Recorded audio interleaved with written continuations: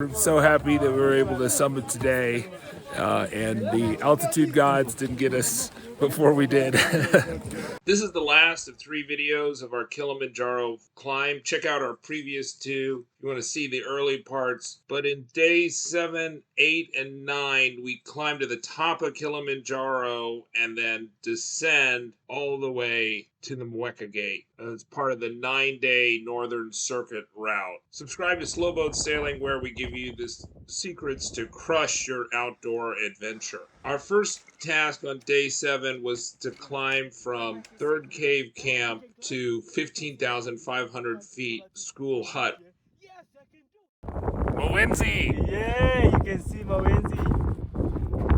We were only going to spend the afternoon at School Hut because we had a midnight start for our summit climb. Thus, our School Hut camp was more of an afternoon stopping place than an actual overnight camp. We were just going to pack for our summit day and try to sleep in the afternoon.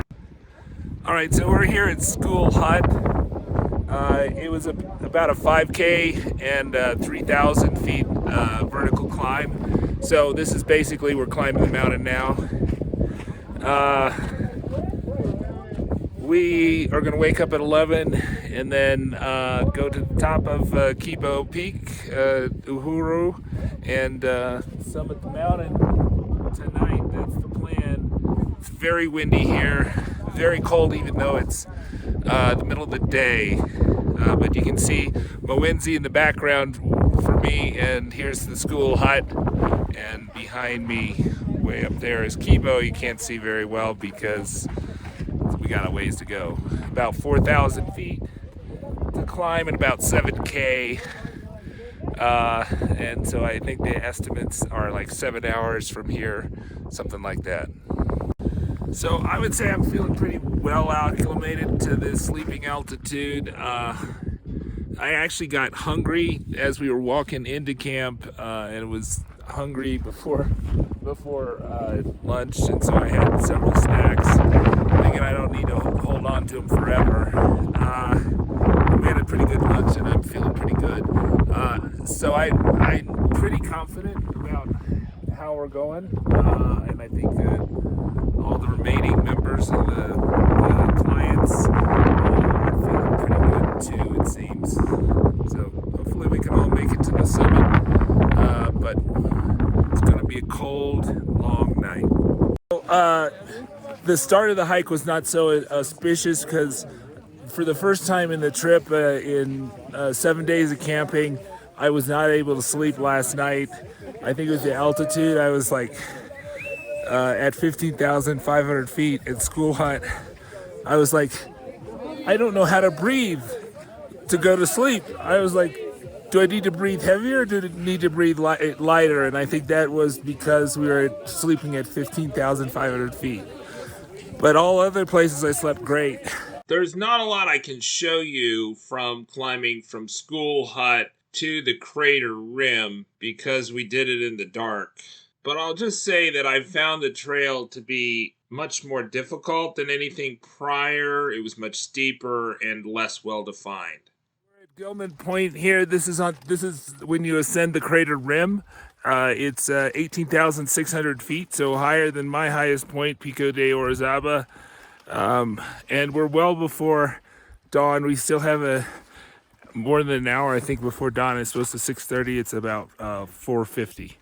So we took a pretty slow pace from School Hut to Gilman's Point. I think the only thing I would argue with the guide was that I thought we could have stopped and paused a bit more, and that would have gave me a little more time to catch my breath. But they did pause when I asked them to pause. And, once you get to Gilman's Point, you've kind of gone past the crux of the route. That 3,000-foot climb to the crater rim is the hardest part, but you're not almost there. It's another 2 hours. It took us an hour and 45 minutes when we were walking slowly from Gilman's Point to Uhuru Peak. So it's not like you get to the crater rim and you just around the corner are going to get to the summit. It's quite a long walk.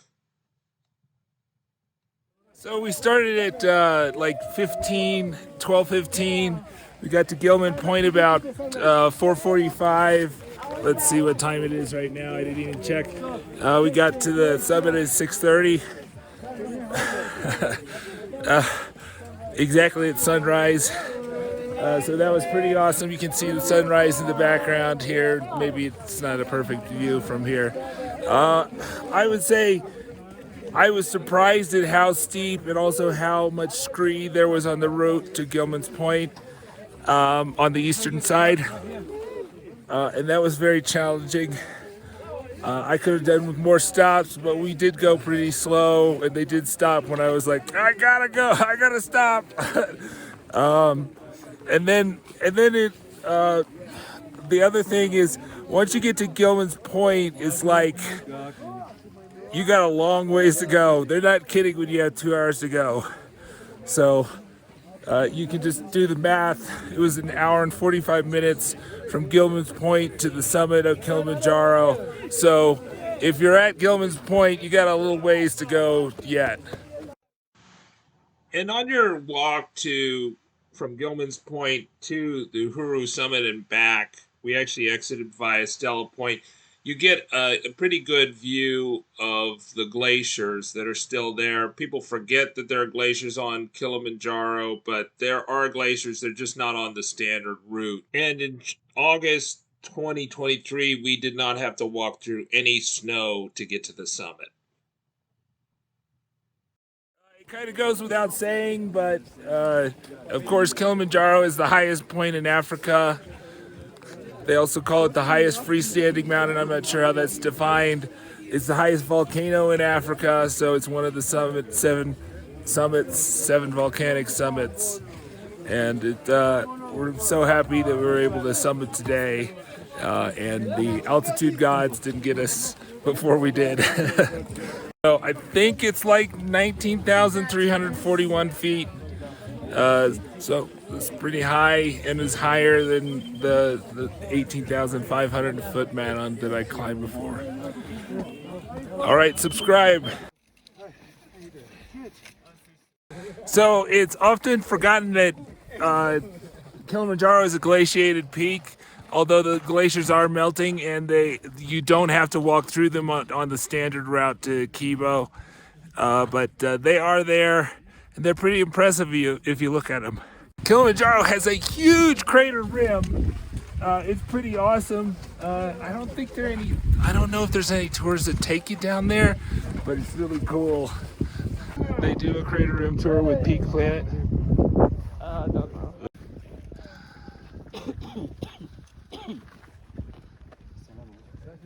The summit is supposedly halfway.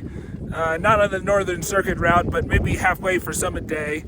And we're gonna, instead of going back to our camp, it's a school hut, we're gonna go down here. We're gonna take this Stella Point down to Millennium Camp. It was a long descent. You know, I normally ascend and descend the same distance, but most Kilimanjaro tours will have you do double the distance of descent versus ascent. In this case, it was just less than double, but it's easy to get a tour that'll make you descend 10,000 feet in one day, which I think is too much. But we descended 7,000 feet after ascending 4,000 feet to Millennium Camp, and that was a long day, although we got there well before dark. All right, so after summiting, we descended approximately 7,000 feet at about 7 miles, and that was very difficult. I actually had one of the porters carry my bag because I was starting to get back problems. I probably should have packed a lighter summit pack, but I'll carry my bag today because I'm gonna have less clothes in it because we're gonna have nicer weather. You can see a beautiful view of Kilimanjaro in the background here. It was basically all downhill. We went, I think this is through the Marangu route, so we went through Barafu Camp, but we weren't camping there. We're camping at Millennium Camp, which is 12,900 feet above sea level. So I think part of the thing one of the reasons I chose this tour with Pink Planet versus other tours was because it had a lower elevation loss on summit day, because I normally gain and lose the same amount on summit day, but that's not the norm for Kilimanjaro. So if you're doing a Kilimanjaro trip, you want to think about how much elevation you have to lose. If you have to lose 10,000, 12,000 feet of elevation in a single day, you might want to think about a different itinerary with a different provider, because 7,000 feet of elevation gain was a ton, or elevation loss, when I was only doing 4,000 feet of elevation gain. But I can see part of the reason why you might want to do at least this much is because you might not be well acclimated to your high camp, and it didn't seem like I was well acclimated to the high camp because I couldn't sleep there. So descending a few thousand feet more made it possible to sleep and minimize the risk of altitude sickness. But they said if we had signs of altitude sickness, they'd make us descend to an even lower camp than this one. So we have about 8 miles to go today to get out of the park, and that would be 9 days in the park for this climb, and 8 days of camping. Subscribe to Slow Boat Sailing. We give you the secrets to crush your outdoor adventure. So about 12,000 feet, we enter the cloud line, which has kind of been covering Kilimanjaro if you're lower than that. So when you're up above that, which we were for most of the time, you would just see the cloud line. So we're in kind of a deep fog right here. We're just below 12,000 feet. Okay, so we're about 10K from the Mweka gate. They say it's 3 hours here. This is a place where if you're having altitude sickness, you might want to descend to if you were at Millennium Camp or Barafu Camp and you were having problems. We're just over 10,000 feet here and still in the clouds.